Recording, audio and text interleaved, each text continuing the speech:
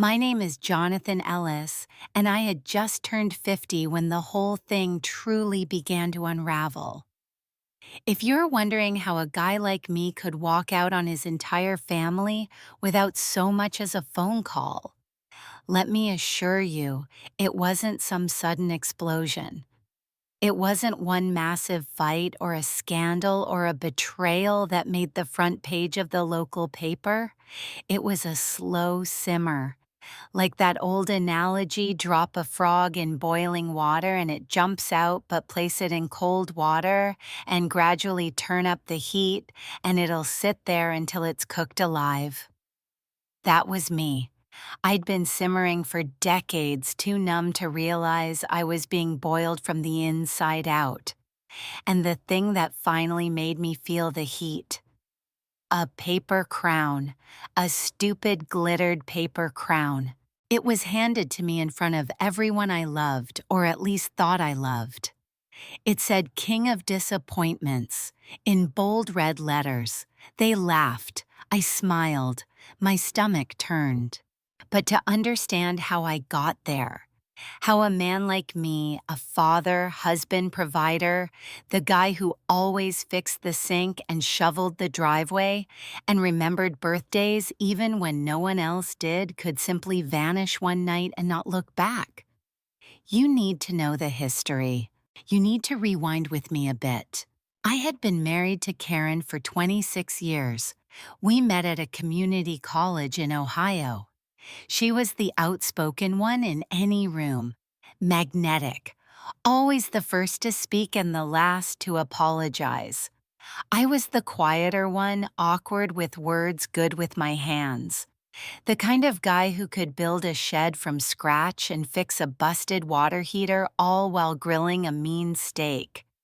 Our daughter Madison came along a few years after we graduated, and like many dads, I built my life around her. Every decision I made revolved around making sure she was okay, even when no one else seemed to notice how much I gave up.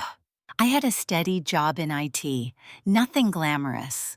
It paid the bills, kept the lights on. Karen stayed home, then later got involved in various side hustles: candles, oils, home parties, empowerment groups, you name it. We lived in a cozy house outside Portland, Oregon, had a golden retriever named Toby, two sedans in the garage, a Pinterest-worthy backyard. We looked picture perfect from the outside, but inside something was chipping away. Little things at first. Karen would interrupt me in the middle of a sentence at dinner, brush off my thoughts like they were background noise. I used to laugh it off. She's just blunt, I'd tell myself. But then came the digs, the comments. If I sat down to rest after work, she'd mutter loud enough for Madison to hear. Must be nice to do the bare minimum all day. If I forgot to buy coffee on the way home, she'd sigh and go, "You had one job, John," always with that half laugh that made me feel like I was being ridiculous for taking offense. It got to a point where I noticed Madison would smirk when I offered advice like I was a harmless joke, a guy whose thoughts didn't carry weight. And every time we had a family meeting, my suggestions were the ones ignored, until someone else repeated them louder, and suddenly they were brilliant. I wasn't being abused, not in the way people write essays about. I was just erased, slowly, quietly, constantly. So when my 50th birthday came, I didn't expect much. Maybe a small dinner, a store-bought cake, a quiet night where I could just feel like I existed in the room. What I got instead was something else entirely. The party was at our house, a surprise apparently. Karen had planned it all. The streamers, the balloons, the giant gold foil numbers spelling out 50. Everyone was there. Her book club friends, her Facebook group, followers, Madison's college roommates, even my younger brother Ryan, who never bothered showing up to family events unless free beer was involved. They all looked thrilled. I tried to look surprised. The grill was already fired up. There were racks of ribs and stacks of burger patties waiting. No one asked if I wanted to cook on my birthday. I was just expected to. I didn't protest. I smiled like I always did. Tongs in hand, apron tied, I stood there like a backyard chef hosting his own celebration. And then halfway through the evening, Madison walked over holding something behind her back. "Okay, everyone," she called out, presenting the birthday crown. Out came this oversized, tacky paper crown, red and gold glittered jagged edges like something out of a fast food ad. Only this one had been customized. In big block letters, it read, "King of Disappointments." Laughter erupted. Karen clapped like a child seeing a magic trick.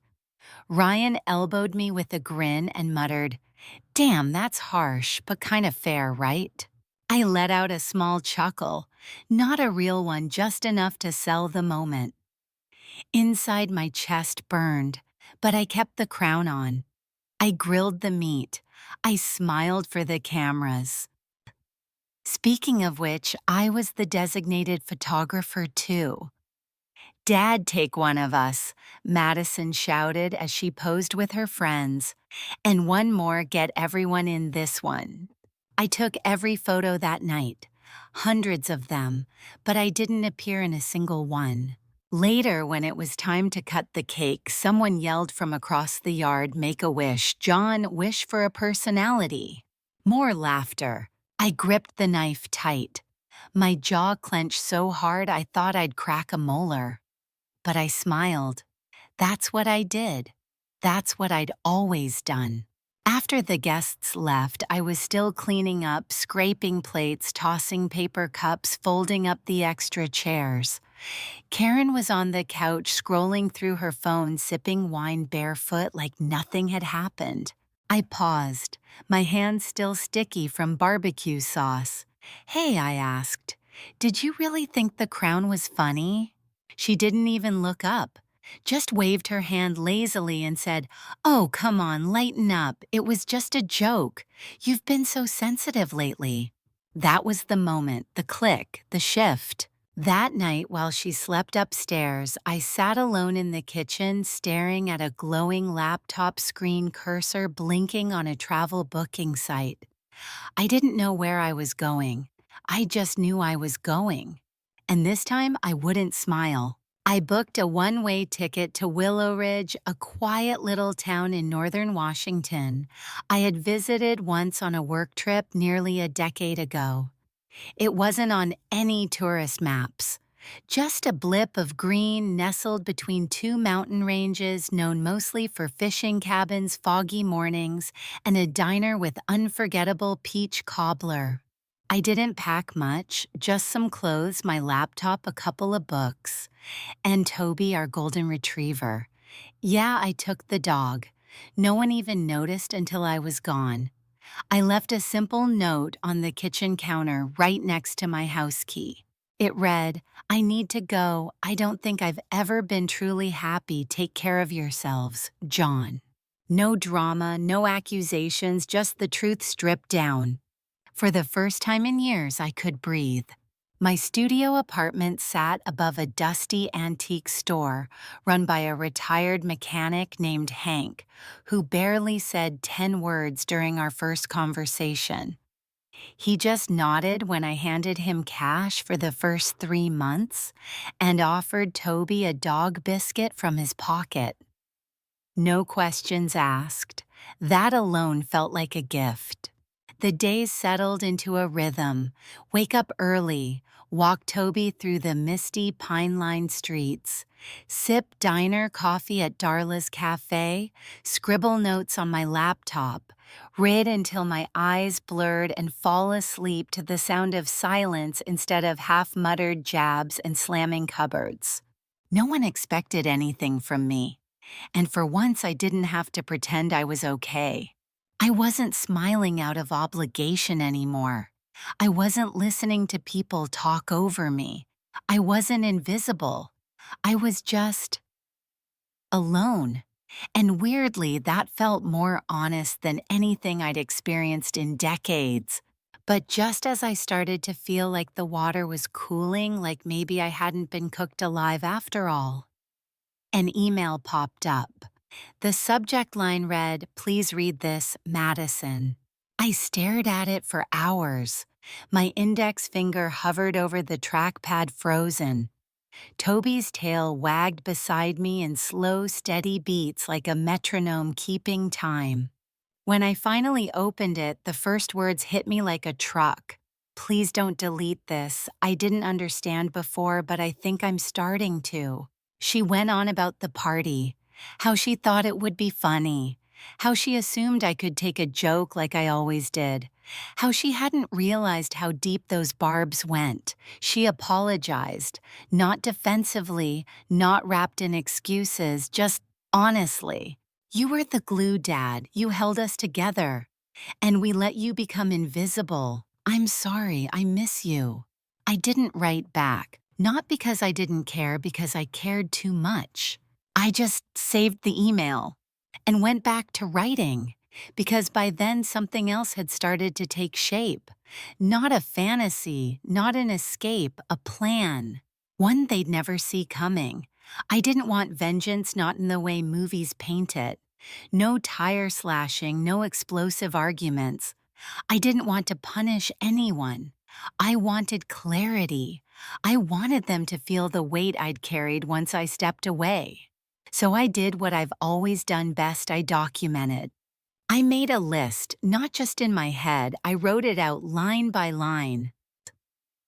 The $7,000 I used to pay off Ryan's DUI fines, the 3 months of missed work while helping Karen's mom get into assisted living, the co-signed auto loan that let Madison drive to her dream campus, the furnace. I replaced myself in the dead of winter, the 16 years of utility bills in my name, every therapy bill after Madison's college breakup. Then I added the things you can't invoice. Every time Karen interrupted me like I was background noise, every time I laughed at jokes that made me feel like a ghost, every family photo I took but wasn't in, every birthday cake I cut while being laughed at, and finally the crown. That glittered paper insult that somehow summed up 3 decades of silent dismissal. But I didn't just list it. I collected the receipts. Literal ones, screenshots, emails, banking records. I had everything backed up. That's the thing about being an IT guy, we archive, out of habit, out of survival. And then I called Dale, our financial advisor.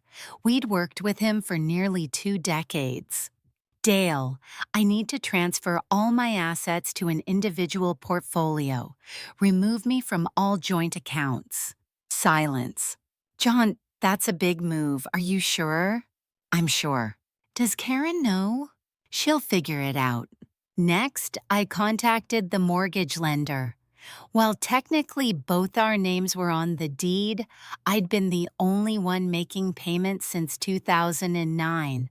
I had the records to prove it. I canceled autopay. Same with electricity, water, gas. Karen didn't even know the login passwords. I'd always handled it all. 3 days passed. On day 4, my phone still mostly off, buzzed alive. 22 missed calls, 3 voicemails, all from her. I didn't listen, I just blocked her number. Then came the Facebook messages, first from Ryan. "Bro, everything's falling apart. You gotta call me." Then from Karen, "What are you doing? This isn't funny anymore. Come home, we need to fix this." And finally, their specialty, a cryptic public post. When someone walks away instead of talking like an adult, it says more about them than it does about you. Cue the wave of sympathy from her book club and Bible verse inner circle. But underneath, a quiet rebellion brewed. Former co-workers, old neighbors, even Madison's high school teacher commented. John was always solid. He didn't deserve that crown. Some people only see clearly after you leave. Karen deleted the post. But the unraveling had begun.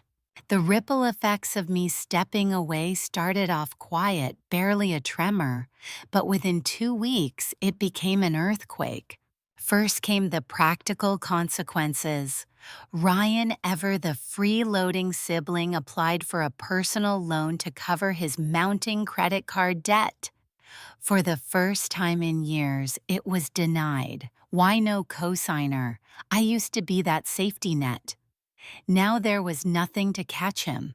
Then Madison's car payment bounced.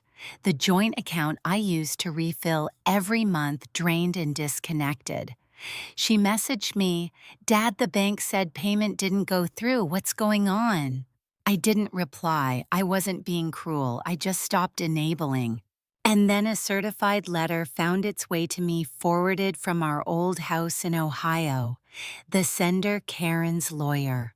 She wasn't just filing for legal separation. She was claiming emotional abandonment.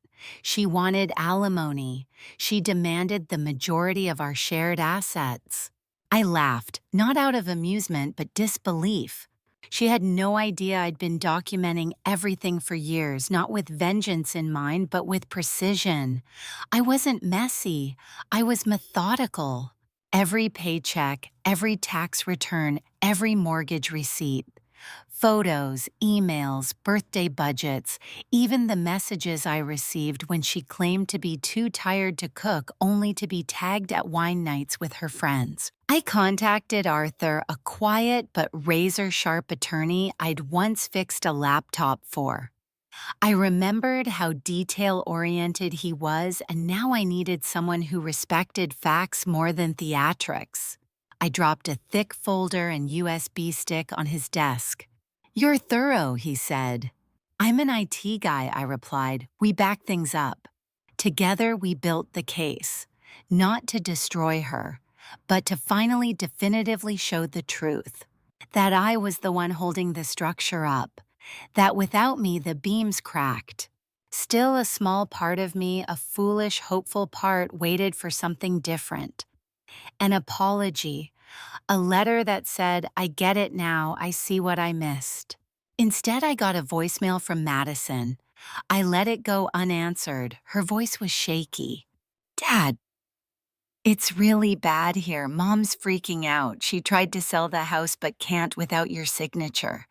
Ryan's crashing in the basement, drinking too much. I don't feel safe. Please call me." Then in a whisper, "I think I understand why you left."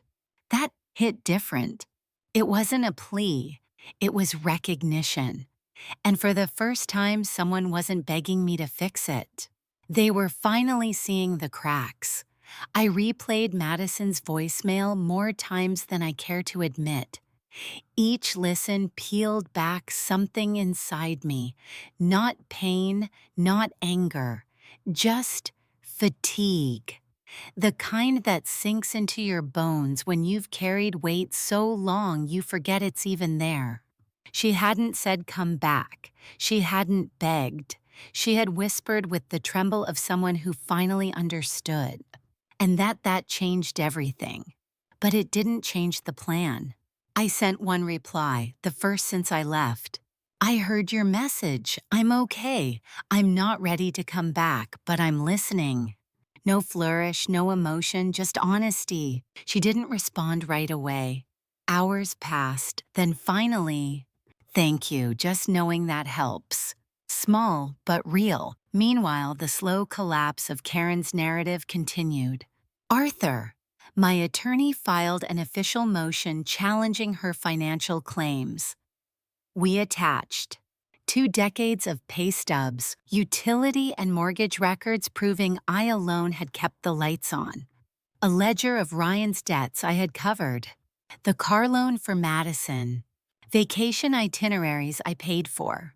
Counseling invoices I covered for Madison's breakup. But Arthur's favorite, the crown. Yes, we submitted the birthday crown as evidence, a photograph, with witness testimonies from guests who were present. The judge would later call it a symbol of systemic disregard. Karen's lawyer argued I had been emotionally unavailable. Arthur countered with photos, texts, therapy sessions, and birthday cards. His closing line struck like thunder. My client didn't abandon his family. He stopped performing in a play where he was always the punchline and never the lead. People started noticing.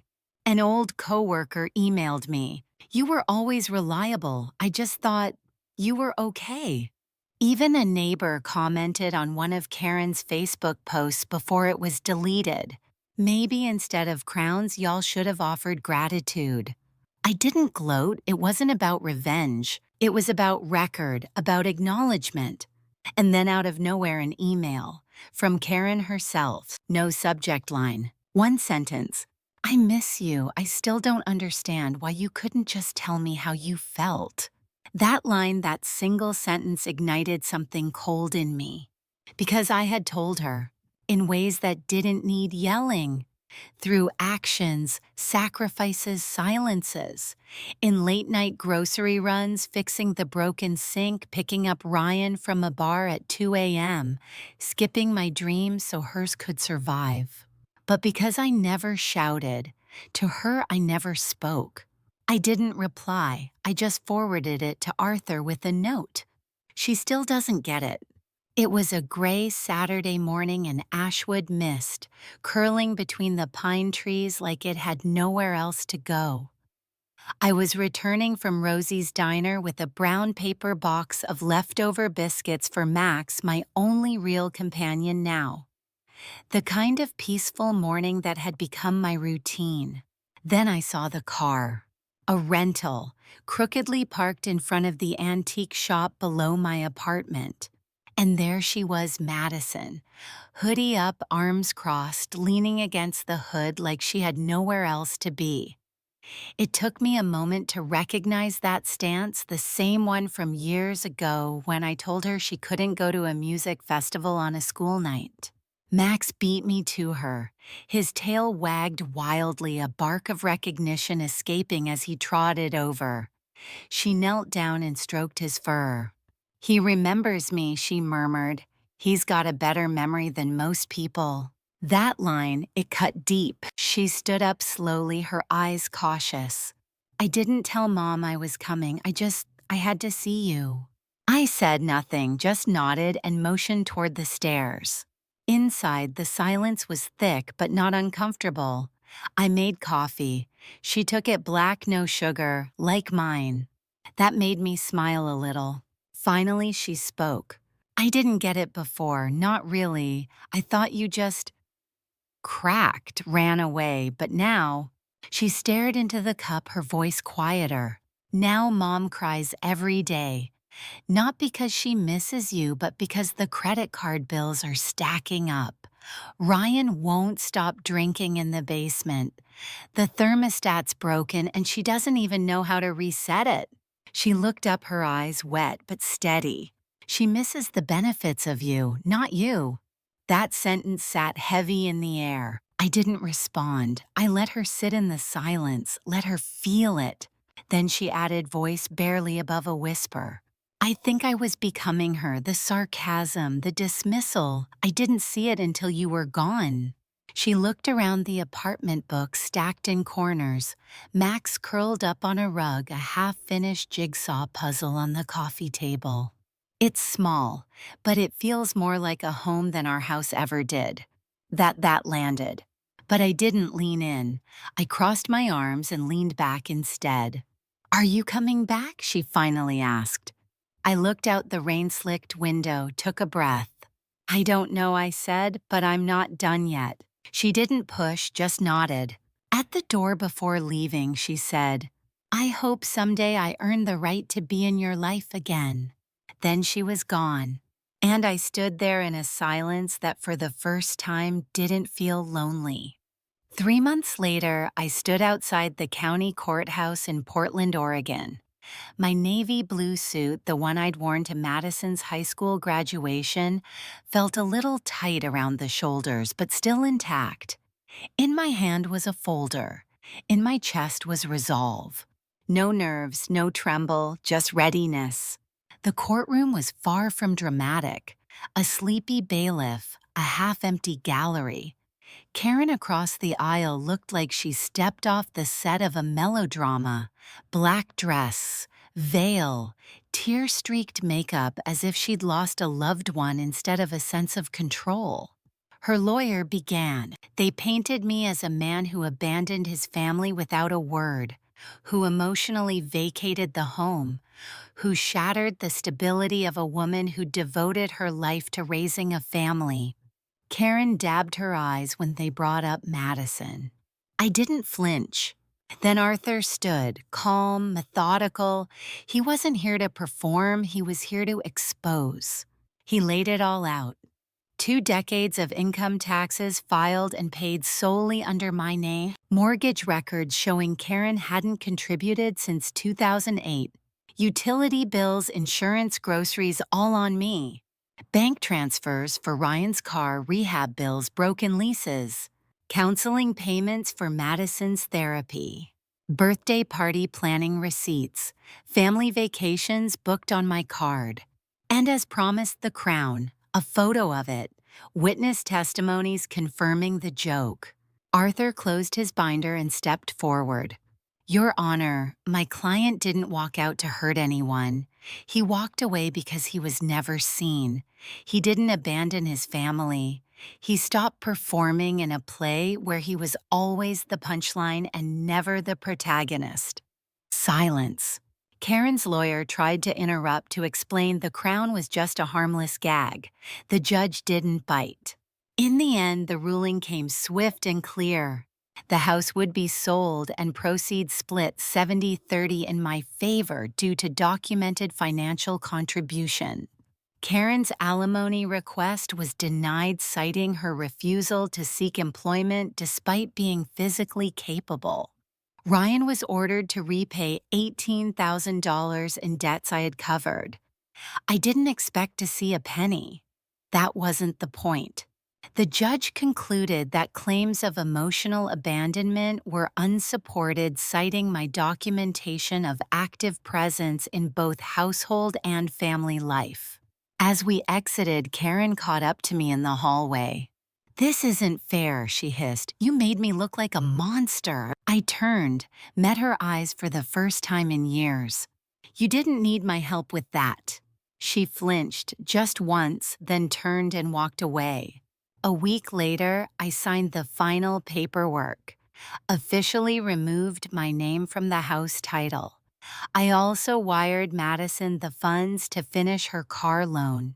With one condition, she'd handle the payments going forward. She agreed without protest. We started talking again. Not every day, not even every week. But she called not to ask for money, just to talk. Ashwood didn't change after the court ruling. The diner still served watery coffee. Max still barked at the mail truck every morning. But something in me had changed.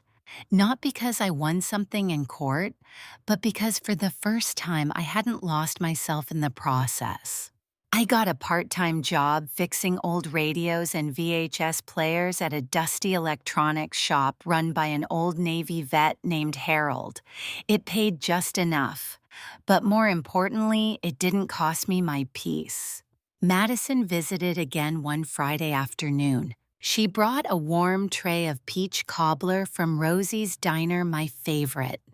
We sat on the porch of my studio above the antique shop, her legs swinging over the edge, while Max snored softly at our feet. She looked out at the sleepy street, then turned to me. You're not who I thought you were, she said quietly. You're more. I just didn't see it until you stopped letting us walk over you. I didn't say anything right away. Just let the weight of those words settle like the evening mist over the town. Finally, I said, I wasn't angry when I left. I was just done. She nodded. I'm glad you were, because now I finally get to meet you. The sun dipped behind the evergreens, casting long orange shadows over the pavement. She hesitated, then asked, Do you think you'll ever move back?